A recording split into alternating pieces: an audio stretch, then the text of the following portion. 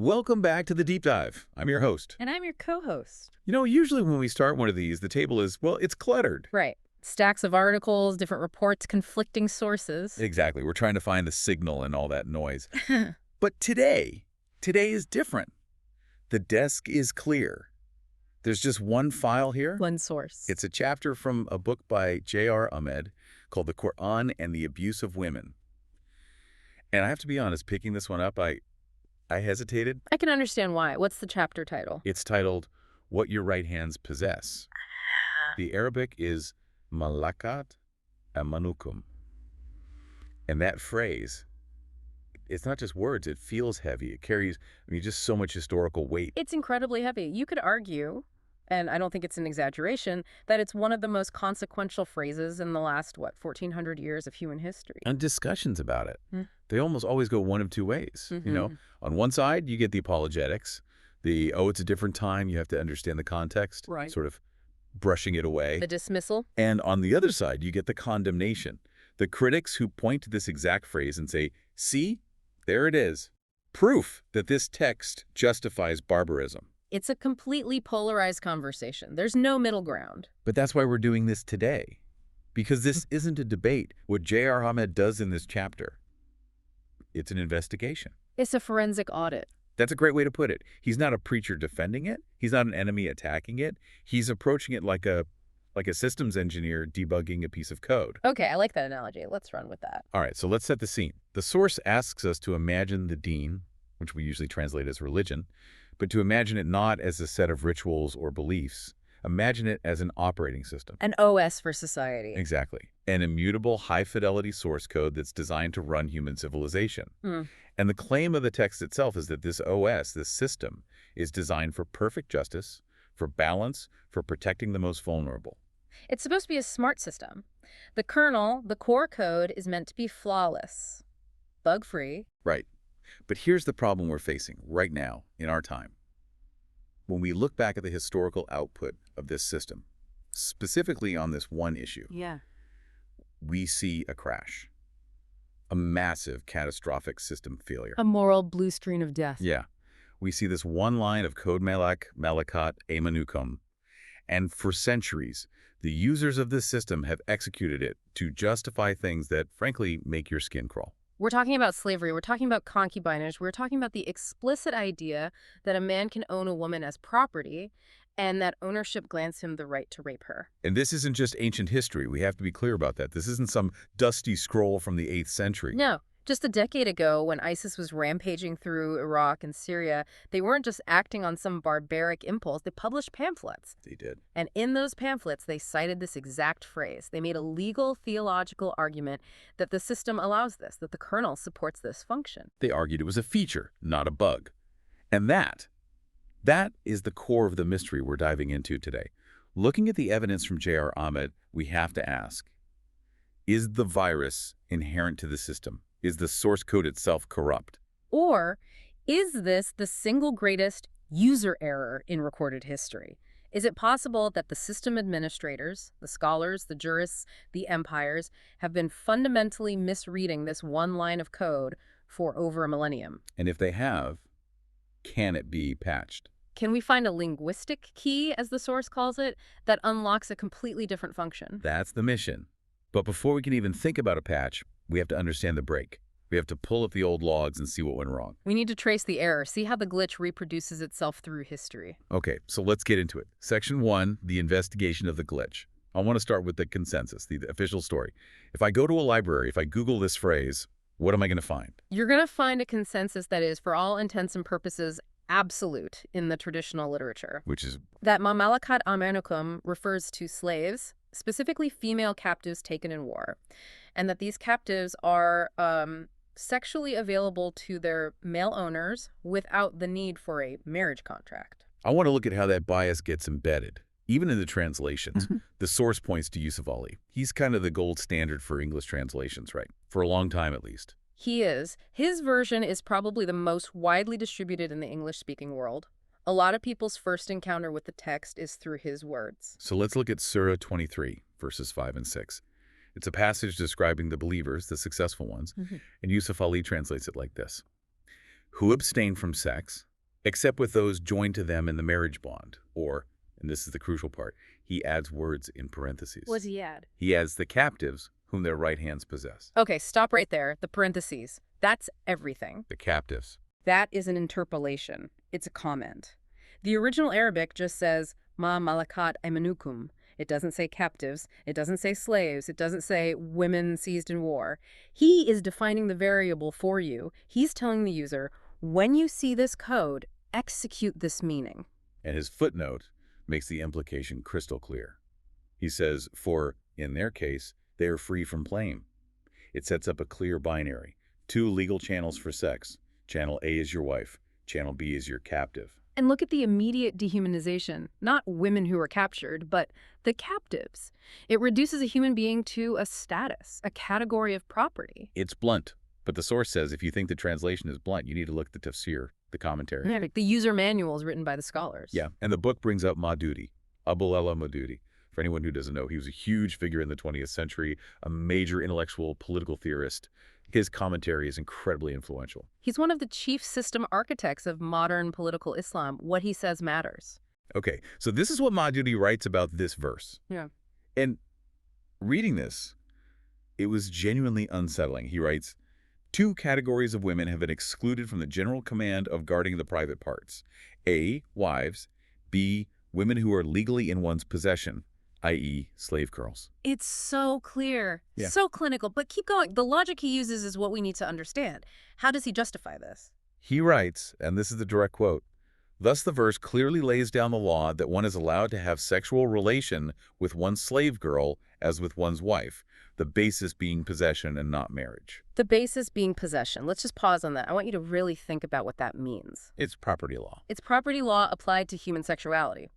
Maududi is arguing that the thing that grants sexual access to a woman's body is the property deed. It's not consent. It's not a marriage contract. It is the simple fact of ownership. If I buy a car, I get the keys, I can drive the car. That is precisely the logic. If you buy a woman, you get access to her body. That's the system he's describing. He's claiming it's a feature. And he tries to justify it logically. He says, look, if marriage was required, why would the text list them separately? He says, if marriage had been the condition, the slave girl also would have been included among the wives. So his logic is you have Group A wives, you have Group B right-hand possessions.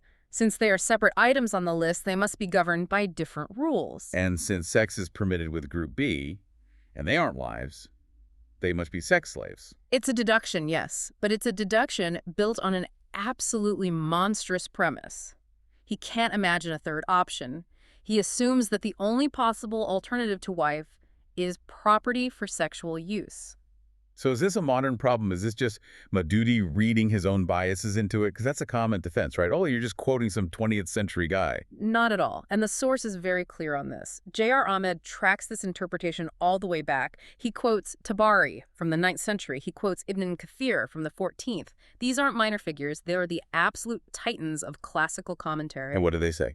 It's the same conclusion. Ibn Qudama, another giant, says, there is no dispute on this matter. The ijma, the scholarly consensus, was that ownership makes a woman sexually lawful. This isn't a new idea, it's an old one, a very old one. And this is what the book calls the moral crash. Yes. Because you have this massive, unresolvable contradiction. On the one hand, every Muslim child is taught that the Prophet of Islam came to end oppression, to liberate people. The phrase freeing the neck is one of the most repeated ethical commands in the entire text. It's a core value. You're told the system is built on compassion and justice, that God is Ar-Rahman, Ar-Rahim. But then you open these user manuals, these commentaries by the most respected scholars in history, and they tell you that this same compassionate God has sanctioned the mass institutional rape of women captured in war. It creates a cognitive dissonance that is just. It's shattering. You can't hold both of those ideas in your head at the same time and have them both be true. Either the system is just or the system allows for sex slavery. It cannot be both. The author he's pretty brutal here. He doesn't pull any punches. He compares this interpretation to the atrocities of the Mongol hordes. He does. He compares it to the Japanese army and the comfort women of World War II. And he asks this incredibly simple, powerful question. He says, does the abuse of women by all societies throughout history have divine legitimacy? You cannot be serious. It's what he calls the warm heart thinking mind test. If your interpretation of a divine law produces an outcome that looks identical to a recognized war crime, you should probably go back and check your interpretation. There might be a bug in your reading. And you see this hypocrisy where scholars will boast that the Prophet eliminated slavery for men, but in the same breath defend the right to enslave women for sex, freeing the man, enslaving the woman. It's a logical and moral failure. So here we are, we're standing in the wreckage of the crash site. The system, as it's been run, has failed. And the question is, what do you do? Do you just throw the whole computer in the trash and say the OS is fundamentally corrupt? Or do you do what a real engineer would do? You assume the kernel code is stable. You assume the problem isn't in the core programming, but in the drivers, in the user-installed software. You have to go into the clean room. You have to strip away the 1,400 years of user interpretation and go back to the raw data, back to the philology. Okay. Section 2, the linguistic key. This is where we leave the library of the jurists and we enter the lab of the linguist. We are going to look at the words themselves as they would have been understood by the people who first heard them. We have 3 words. Maa Malakat Aimanukum. It's a construct phrase. Ma is what or who. The key is in the other 2 parts. We have 2 root files we need to decompile. MLK, which gives us Malakat, and YMN, which gives us Aimanukum. Let's start with MLK Malakat. Now, even I know this one. Malik is a king. Mulk is a kingdom. If I own a house in modern Arabic, I'm Malakit. It means to own. That is the modern political and legal definition. You're absolutely right. But J.R. Ahmed isn't a modern lawyer. He's acting as a forensic philologist. He's asking, how was this root used before there were massive empires and complex property laws? What did it mean to a Bedouin in the desert? He brings up these incredible desert metaphors. The source quotes an old Arab proverb, the water malak the valley. Maa Malakat Aimanukum. The water malaked the affair of the valley. Now just analyze that sentence. Does it mean the water owns the valley? Does it put the valley in chains and sell it at auction? No, that's absurd. It doesn't make any sense. So what is the water doing to the valley? What's the relationship? It's giving it potential. It's activating it. Without the water, the valley is just a barren ditch. Yeah. With the water, it can support life. It has capacity. Exactly. You've hit the nail on the head. In its archaic root, MLK isn't primarily about ownership. It's about capacity and rectification. To have mulk over something is to be its support structure, its foundation, to provide what it needs to function correctly. There was another example of the source that I thought was really clarifying. Melakologina.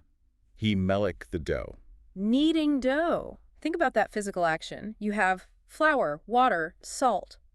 They're separate, chaotic, useless elements on their own.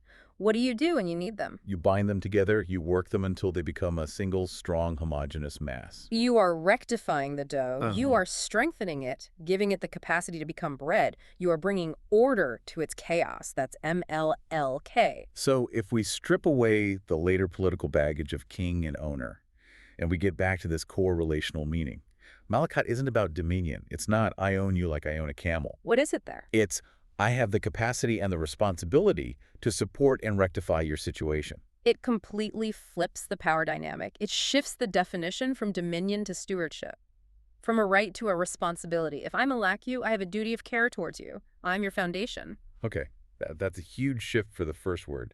But what about the second part? Aimanukum. The root is YMN. The standard literal translation is your right hands. Which is where all the imagery of capture comes from, right? What my right hand seized in battle.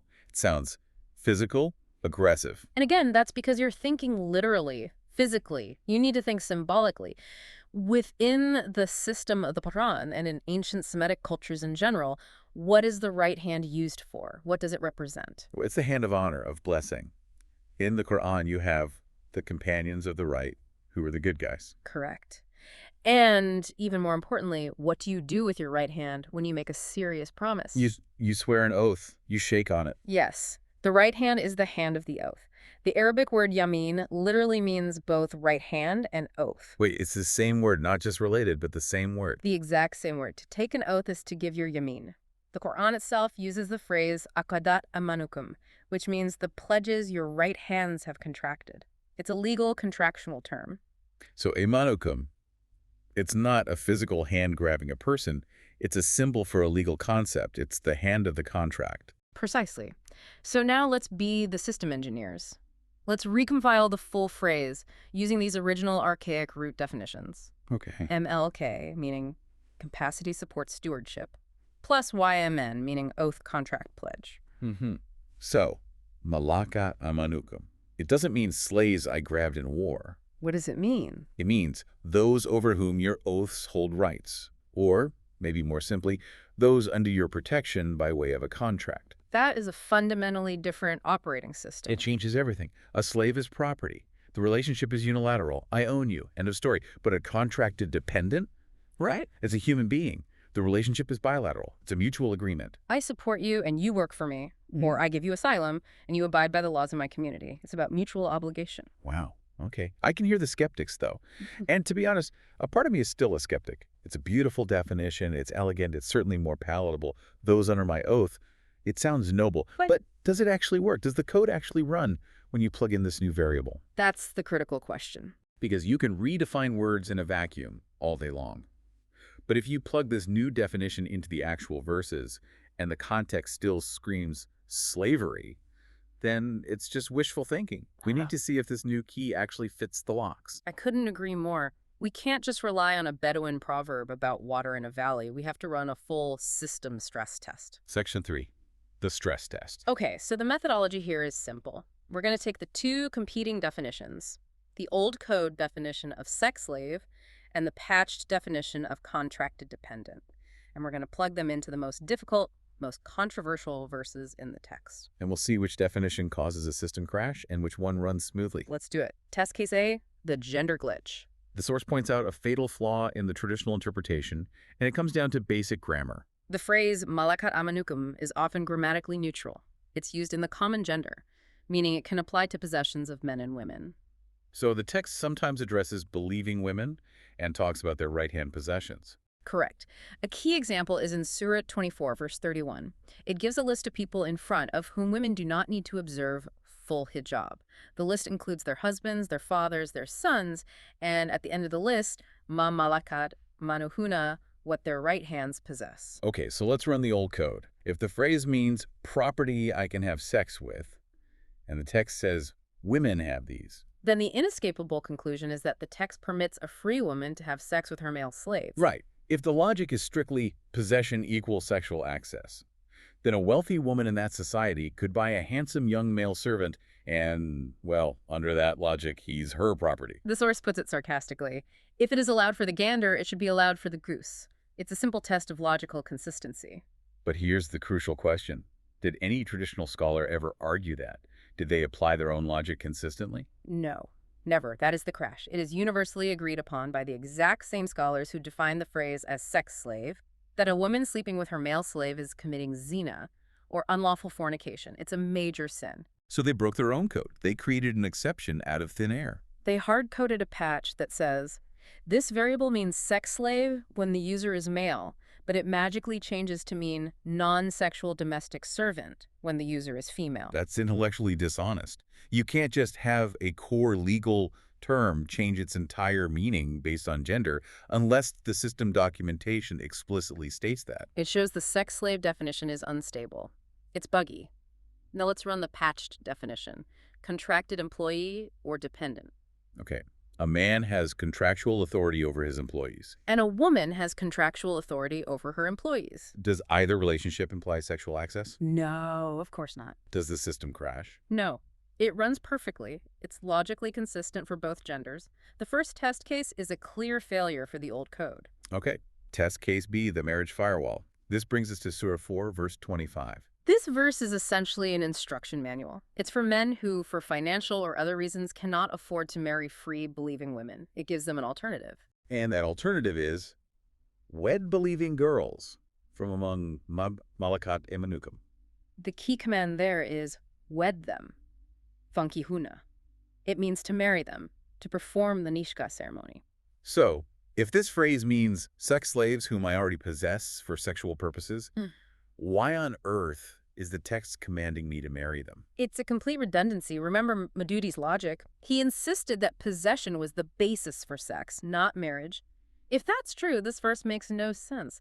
It's like being told to go buy a house that you already own. Why would you need the contract? The traditionalists try to explain this away. They say things like, oh, this is optional if you want to elevate her status, and have legitimate children with her. But the text presents it as a clear procedure, and within that procedure, as the source points out, there is a detail that completely demolishes the slavery interpretation. The permission clause. The verse says you must marry them bi'idhni alihina, with the permission of their all. Now, how did the traditional translations handle that word? They are forced to translate it as owners or masters, so marry them with the permission of their masters. But is that what all means? Absolutely not. J.R. Ahmed did the systematic analysis. The root al appears 127 times in the Quran. It's used in phrases like al-kitab, the people of the book, or al-bayt, the people of the house, the family. In every single one of its 127 occurrences, it means family, kin, people, or inhabitants. It never, not once, means owner or master. So the verse doesn't say ask her owner, it says ask her family. With the permission of her people. Now think about that sociologically. If this woman is a chattel slave, a piece of war booty whose family was just killed or is hundreds of miles away in enemy territory, who are you asking? The concept of asking her family is meaningless. But if the text commands you to ask her family, it presumes she has a family, that she isn't a piece of property, but a person with social ties with kin. She might be a refugee or a domestic servant, but she has a support network. And the system commands you to respect that network. You have to get their consent. That is the protocol for marrying a free person, not a slave. Test case 2 is another catastrophic failure for the old code. Wow, okay. Test case C, the antivirus. Surah 24, verse 33. This feels like the kill shot. It's incredibly powerful. The text says, "And force not your maids to prostitution, when they desire chastity, in order that ye may make a gain in the goods of this life." Let's break that down. In the old code, the slave owner mindset, having sex with the slave you own, isn't prostitution. It's not even considered a sin. It's just using your property. But this verse completely reframes the act. It says if you force them to have sex and force implies they do not consent, then you are engaging in prostitution. You are pimping them out for your own worldly gain, which in this case is your own sexual gratification. And the key phrase, the one the source highlights again and again, is when they desire chastity. That little clause is a revolution. It grants these women interiority. It grants them agency. It recognizes that they have a will, a desire, and a voice. And if their desire is for chastity, the system explicitly forbids you from violating that desire. J.R. Ahmed argues this is a blanket prohibition on rape within this context. You cannot force them. Full stop. So let's connect the dots. Test case C says you can't force them into sex. Test case B says if you want to be intimate, you must marry them with their family's permission. If you combine those two, the entire category of concubine or sex slave just evaporates. It ceases to exist as a legal possibility in the system. Your only options are to marry them with consent or to leave them alone in chastity. There's no third option where you can use their bodies without a contract because you own them. Okay, there's one more. Test case D, the privacy protocol. This is Surah 24, verse 58. It's a rule about household etiquette. It says that Maa Malakat Aimanukum, along with children, must ask for permission before entering your private quarters at 3 specific times of day. The times of undress. Before the morning prayer, during the midday nap, and after the evening prayer. Now apply the logic. If this phrase refers to a sex object, a person who is basically a tool for your gratification, why would they need to ask permission to enter your private space? The very concept is absurd. The rule establishes boundaries. It establishes dignity.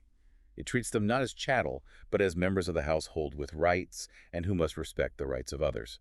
This is the kind of rule you have for a live-in employee or a ward, not a piece of property. The stress test seems conclusive.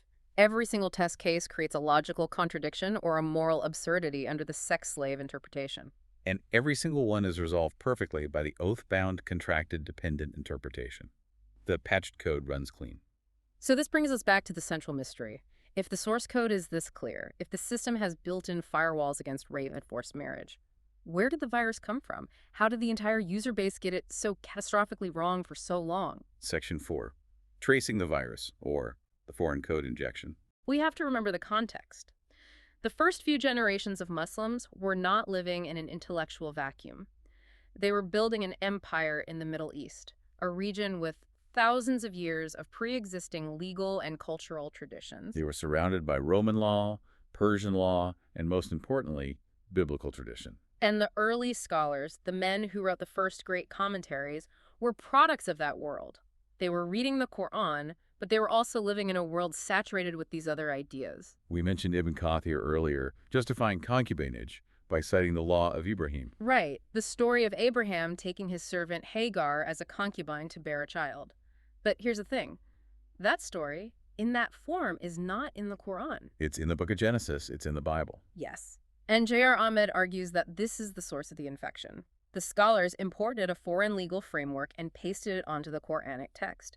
He points specifically to two passages in the Old Testament, Numbers 31 and Deuteronomy 21. I have the text of Numbers 31 here, describing the aftermath of a war against the Midianites.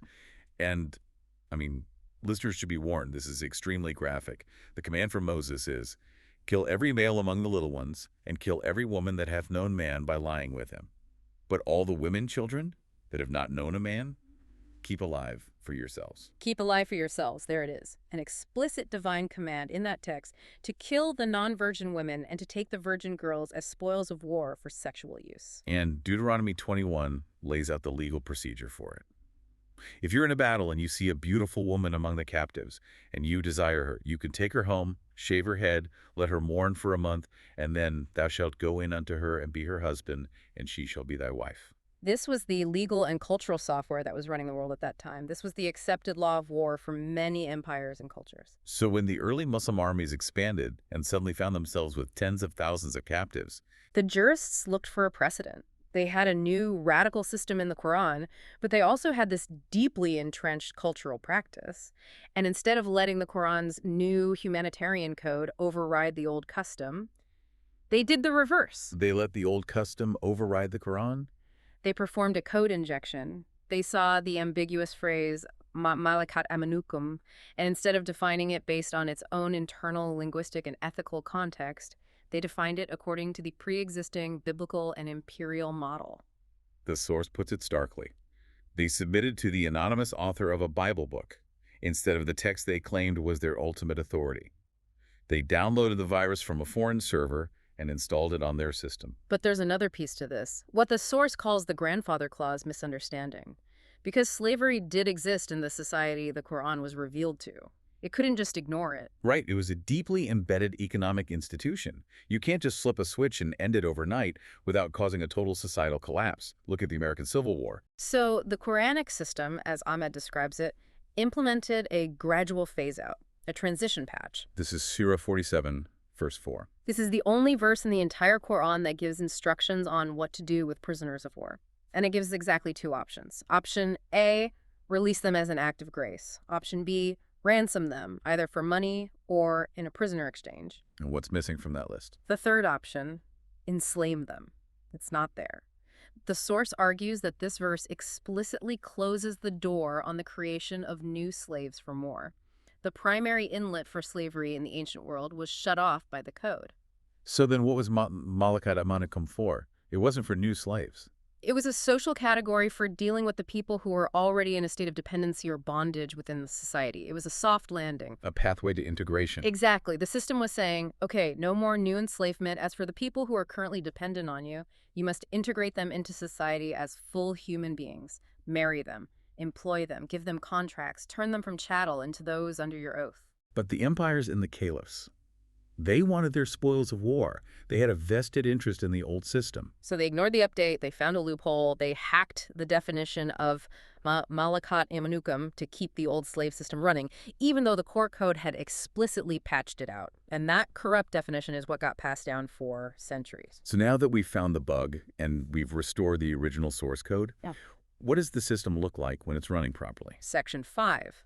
The software patch. What does this recalibrated system actually do? We can't go back and fix history, but we can understand the code correctly now. We can reinstall the original drivers. In this high-fidelity system, what does Malakat Aimanukum mean for society? The source identifies two major applications, two major patches that fix critical social problems, the asylum patch and the employee patch.